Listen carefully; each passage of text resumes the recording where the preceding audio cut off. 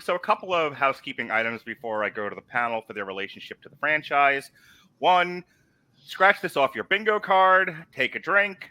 We did this film series on Long Road to Ruin many, many years ago. Many. I've talked about it at length with Sean Comer and Benjamin J. Colon. I've talked at length about the soundtrack and how awesome I thought it was. That and the Judgment Night soundtrack, like, defined music for me in the late 90s, early 2000s. I showed The Crow with Brandon Lee to my kids. My daughter, who is all Althy and Gothy, loved it, as you would imagine. My son, who doesn't like the goth aesthetic at all, thought it was gay with an E. And you should have heard his comments. You should have heard the comments that he gave me. I have instructed the boy to not to leave his sister alone and not tell her that he hates things, so that, we can have a nice time at the theater, the three of us. So we both so when the movie ended, he just sort of looks at me. I looked at him and I'm like, when she goes to the bathroom, we'll talk, Jonas. And I will share with you what he said when we get to the to the film review. But I've never seen him angrier at a movie. Oh, we're gonna have a good time tonight. Oh yeah, but I love the original. The original. I mean, I grew up in the goth industrial scene in the '90s and early 2000s as well. I love the music. I went to see a bunch of bands back then, like Ministry and KMFDM. Loved this soundtrack.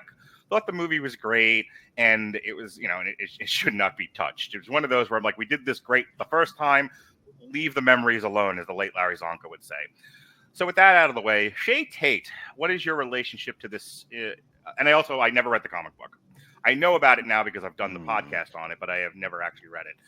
Okay. Well, now you need to do another. Now you need to read it so you can do another podcast on it. There you go. What is your relationship to the IP, my love? So I actually grew up with this movie. It is, and this is a theme for me, it is one of those weird ones that I found in the Walmart $5 bin when I was like 10 or 12. And I absolutely fell in love with it. It had a killer soundtrack. This is actually one of the movies that got me into industrial, harder rock, a little more goth music. And it also influenced a lot of my style, especially my earlier teenage style. When I was first starting to learn how to sew, I would tear up t-shirts and take random scraps of leather and put them all together to try and look like this movie. And it's an absolutely beloved movie for me. And it's had a huge influence on who I am and what I listen to and how I look. Even in my day-to-day life, it's been a massive influence on me just in general. Do we have time for a quick game? We do. It's my podcast. I'm going to give you 5 bands. Just tell me yes or no if you've seen them live. Okay? You ready? The answer is probably no. I've seen about 3 bands live. Awesome. Here we go. KMFDM? No. Ministry? Nope. 9 Inch Nails? Nope. Susie and the Banshees? No. Sisters of Mercy? Nope. All right. 0 for 5. Right up the middle. You're out. Yeah, I have not had the opportunity to go to a lot of live shows. Gotcha. I've seen Ministry and KMFDM and 9 Inch Nails a whole bunch. I unfortunately have never been able to see Sisters of Mercy, so type of negative a bunch. And like on the way home from The Crow, I played a whole bunch of the stuff for my daughter. I was like, here's The Cult, and here's The Cure, and here's Susie and the Banshees, and here's Bauhaus. All 9 minutes of Bela Lugosi's Dead. God, that's a long song. It's up there with Cold November Rain. It just never ends. Oh, someone left my cake out in the rain. All right. Mac, tell us about your love and appreciation for all things Crow. Well, let me back up just a little bit. I have a deep love and appreciation for a lot of the themes and stories told in comic books, and I'm old school. After a certain while, I kind of left that alone. So in the year that the original Crow was released, all I knew about it was that it had been patterned after a comic book, which at the time, '94, was kind of, they've never really done that very well. And so I went in blind. I had no idea what it was about. I didn't know it was special at all. And of course, we all knew about Brandon Lee at the time. So I had to see it. I'm a big Bruce Lee fan. I had to see that. And I saw it and I was kind of floored. I'm not at all goth, but I understood the aesthetic. It worked really well. Brandon blew me away. I think there was more room for his improvement, and it's our great loss that he didn't get a chance to do that for us. But I was kind of limping when I left. It's like, okay, I have to know more about this. And then I promptly got busy with my life and didn't read the comic book. So that was it. The comic book shares something in common with the other book, American Splendor, which was made into a movie starring Paul Giamatti, in that it was an instrument for the author to work through his trauma. Specifically, in the case of The Crow, it was to work through the death of, I believe it was a girlfriend who had died in a car accident. American Splendor, just to get that piece of business out of the way, it's his working through his dying of cancer. Something I know him very well. Robert, did you ever read the book? I know you've seen the movie. You definitely listened to The Long Road to Ruin back in the day. What's your thoughts on the IP? This is one that I appreciate more intellectually than feel viscerally. This did not a movie that really spoke to me a whole lot, but it's incredibly stylish, the movie. Hey, real quick, did you see the movie before Sting started showing up as the Crow, or after? When was the first time I watched this? I was a latecomer to actually watching the movie. So technically Sting would have been... I would have seen Sting before I saw the movie, at a bare minimum. It was a movie I was aware of more than I actually had watched, because I saw trailers, heard people talking about it, and just kind of went, I don't think that's for me. I don't think I'll be interested. And, years later, I finally got around to actually sitting down and watching it, and yet another thing you and my son have in common: no appreciation for the goth aesthetic. Well, no, I appreciate it. It's not mine. Like, sure. I appreciate it, but it's not something I. It's not your thing. Yeah, not really. But it's a thing that I appreciate that's out there, and I think if it went away, we'd be a little bit worse off for it. But yeah, I agree. So the way it plays with architecture, the way it plays with, there's a few bonker CGI effects that haven't held up all that well from the original, but it takes the right approach to maximizing the feel of the movie, the feel of the story. That is a oppressive location. Everything feels grimy. Yeah, it feels like one of Dante's levels of hell. Yeah, it feels the way it should. And maybe the biggest thing that movie has going for it, there's two.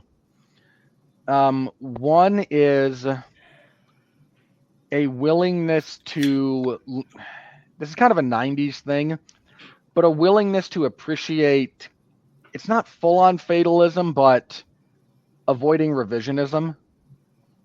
And I'll get to that when I talk about our new incarnation of this particular story. Mm-hmm. The other is Brandon Lee, who it is so difficult to nail the right energy for that kind of character. And it's something Bill Skarsgård, bless him, he's not a bad actor. He was woefully unprepared for this. Yeah, this was not him. I'm going to get up to the director for that. I don't want to get into the craft review, but I'm going to put a lot of this on the direction, because a director will make a good actor bad. True. And I think this was sorely lacking in a director who had a handle on the material. But keep going. But with Brandon Lee, what we get is it's kind of 90s manic, which is not the same as 2020's manic, where everything is like super overblown. But this is a character that goes from depressed and mopey at times to gleefully violent at targets that he deems appropriate. And then with little bits of the humanity that still remains within this character when he interacts with a few of the other characters in particular, that keeps him human in the eyes of the audience. And walking that line between, so your character can be believably violent, appropriately processing some of the bad things that have happened to him, and still feel human on occasion, that's very difficult to pull off. And the fact that that movie does it so adroitly, it's just, it's the kind of thing that you can't recreate, and heaven knows they've been trying for the last 30 years to sort of recreate that feeling. That movie had 3 sequels. Oh God, did it ever? Woo-wee! And you look, can call them that. the good thing about I'll give one good thing to the attempts at the sequels. Okay, 1, maybe 2, because I'll kind of stick up for City of Angels. It's not great, but I think that's a movie that time has been a bit kinder to than the others, because Salvation and Wicked Prayer are, Sean and I had a good laugh at those. They deserve to be laughed at, but they were exactly what they needed to be, like trashy B movies. So there was a lot to make fun of, but they had that kind of nude nuns with big guns trashy charm to them. Well said. you assume charm there that I don't believe exists, but go on. But yeah, there's sometimes things are just products of their time in ways that you can't necessarily replicate. Right. And if you do try, you need a really deep understanding of what worked, what didn't, why it worked, and how to potentially bring that forward. If you don't have any of that, you should really leave some of this stuff alone. See Ghostbusters, see this, see any number of other things. I want to jump in real quick, and I want to get Chae and Mac to weigh in on this. So listen up, children. I think one of the things that makes The Crow a standout in cinema history is, depending on where you are in the timeline, I think it was aesthetically a enormous influence on the style of, especially comic book movies of the late 90s, early 2000s. But a lot of movies in the moody action genre as well. Everything is, dark and slimy and in a kind of wet city way. It's always raining. I was thinking about like the Ben Affleck Daredevil. Takes a lot of cues from The Crow. So a lot of movies coming out at that time kind of looked at The Crow and went, let's keep doing this. This works. And it took a long time for Hollywood to finally be done with that aesthetic for a while and kind of try some other things. But I think the Crow is sort of an underappreciated influence on cinema style for that era. What do you think, Chae? Oh yeah, I think it was hugely influential. I think it was honestly influential for a good long while, at least with the kinds of movies that I tend to gravitate towards. Because even past like the mainstream superheroes like Daredevil and those kinds of movies, there was an entire set of comic book styled. By the way, you were thinking of Spawn. Yeah, Spawn. Sorry. But there were also a whole bunch of comic book styled movies that weren't necessarily comic book movies. Things like The Spirit and Sin City and a few others there that really, really tried to capture that aesthetic. And some of them worked really well and some of them didn't work so well. Right. Mac, you want to weigh in here? Any thoughts? I saw it. It's like anything else Hollywood does. If big boob blondes works, then let's do that. If moody, rainy shows works, then let's do that. And they'll squeeze it until it doesn't work anymore. That's really what they're doing, is they explore every facet of something that, accidentally worked, or something that worked out of a clear blue sky and no one saw that coming. They'll either try to recreate it point to point in their production, or they're stealing facets from it to hang in their production. And like Chae said, sometimes that works in my opinion, depending on the quality of the writing and production and acting.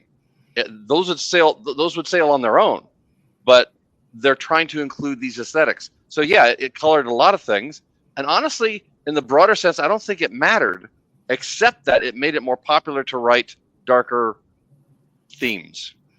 Last thing I want to talk about before we get into the sweet plot synopsis, the 50 word or less plot synopsis. is Mark, if I ever actually did that, you would not know what to do with yourself. I was going to say, one day we need to all do it. Exactly 50 words just to throw him off. this we don't talk about it a lot on this show. It's kind of, we will acknowledge it if it's a big part of the thing that we're reviewing, but it cannot be understated how important that soundtrack was. One, it was a window into music of that time. It was the most like contemporary of contemporary pieces. You had Pantera, who, just as an aside, because I like to tell fun anecdotes from my personal life, at the end of Pantera's The Badge, at Pantera at the height of its power, by the way, the last line of the song is "What's behind the badge?" or I think it's "Look behind the badge." And my friend Curly blurted out one day, "What big eyes you have!" And forever after that, that's all we would say at the end of that song. But you had that, you had Machines of Love and Grace, you had Helmet, you had Stone Temple Pilots. You just had this really great soundtrack, this window into contemporary music of that time, to the point where it's associated with the movie as one and the same. So if you're going to go and redo The Crow, I think one of the things that has to be captured is modern music of the time that gives you that kind of feel, which we will talk about with this movie in a moment. But just one last round of the horn here, and then Robert can go into the plot synopsis. I think you started to touch on it before, Chae, just how important music was. That specific, some kids call it alternative. That was the modern rebirth of heavy metal with Pantera, the Seattle sound, the modern college radio sound. I'm trying to find anything but to say the word alternative, because I hate that phrase, that word. But what was a snapshot of modern music in the 90s was on that soundtrack, and it set a tone that I don't think anything else would for that movie. Oh yeah, it would have been a completely different movie if they hadn't used the soundtrack that they had. And it is very much a soundtrack rather than a score. And it, honestly, I absolutely love it, because it sounds like the shit that would have been playing ambiently. Yeah. Throughout the entire city. Yeah. Well, now it's the stuff that you hear ambiently in Walmart, because it's just been that long. That is the fate of all music at some point. Is that Pantera I hear? What a weird thing. When did they start putting great stuff on it while I'm in the elevator? Mac, any thought about the music? If not, we can go to Robert and move on. I'm not the right guy to talk about music, but I did notice that it made darker themes more prominent, more accessible to just wherever you were. If you were at the bar, if you were at not Walmart necessarily, but places you were at, if there were any music, it followed that track much more often. A lot of the bands on that were buzz clips at the time. For those of you who may remember what buzz clips were, MTV used to assign that label to. Well, hang on, Mark. We need to back up one step. There used to be music on MTV. Back in my day, 100 years ago, when the men and the sheep were frightened, there used to be music on MTV. Music videos is what they called them. And some of those music videos, they would assign the label buzz clips, because they were really pushing them hard. Like, there was a period there was like Rage Against the Machine, Danzig's Mother Live from Thrall, Demon Sweat Live, a couple of other ones. And there was a lot of stuff. Like I said, Helmet was on there, Rollins Band. Dude, Liar, huge buzz clip. I played that for my son recently. I'm like, you should do that at karaoke. He was like, I don't know if at 10 years old I should be doing Liar. That seems cringe, Dad. I'm like, oh. Disposable. Detachable penis wasn't cringe, but Liar was cringe. All right, what do I know? Right, An old right. man. Yeah. All right, when old man doesn't know music or cringe, that's when Robert has to take over the plot synopsis, unless you've got That's something very to add to the true. music part. That is when I should cut in here.